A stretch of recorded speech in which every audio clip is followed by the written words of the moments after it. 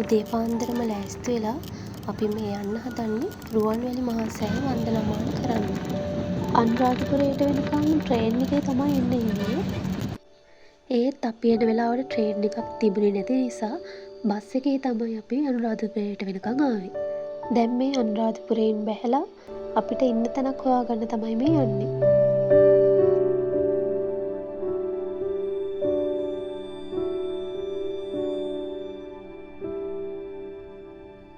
අද අපි ඉන්න තෝරගත්තේ මෙන්න මෙතන. රුවන්වැලි සෑයට පයින් යන්න පුළුවන් දුරක තියෙන නිසා අපි මෙතන ඉන්නවා කියලා තීරණය කරා.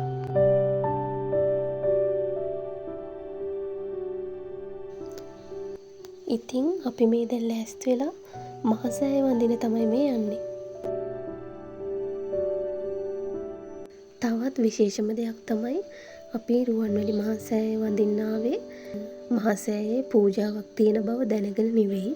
ඒත් අද මහා සෑයේ ලොකු පූජාවක් තියෙනවා කියලා එනකොට අපිට දැනගන්න ලැබුණා.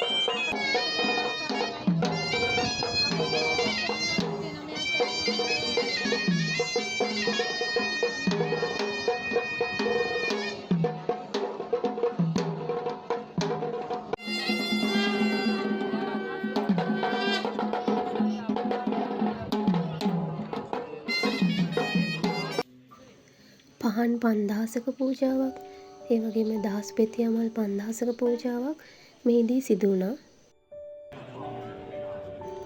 ඒ වගේම මහා සෑයට ගුවනින් මල් ඉසීමේ පූජාවක්ද සිදු කළා.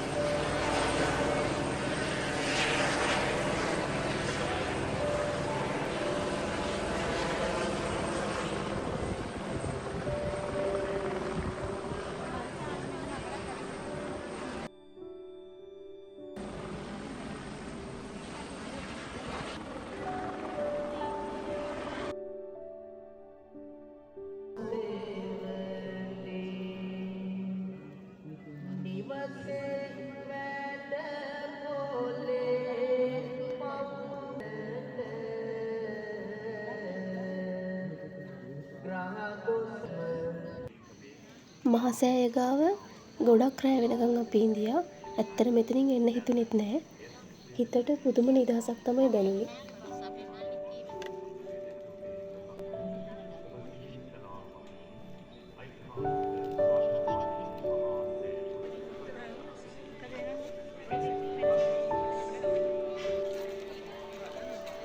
ඊළඟට අපි ජයශ්‍රී මහා බෝධියත් වන්දනාමාන කරගත්තා.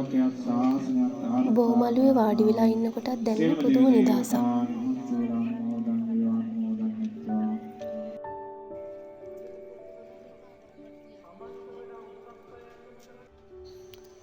ඉතින් මේ ඊළඟ දවසේ පාන්දරත් ලෑස්ති වෙලා ඉන්නේ උදේම රුවන්වැලි මහා සෑය වන්දනා කරගන්න යන්න.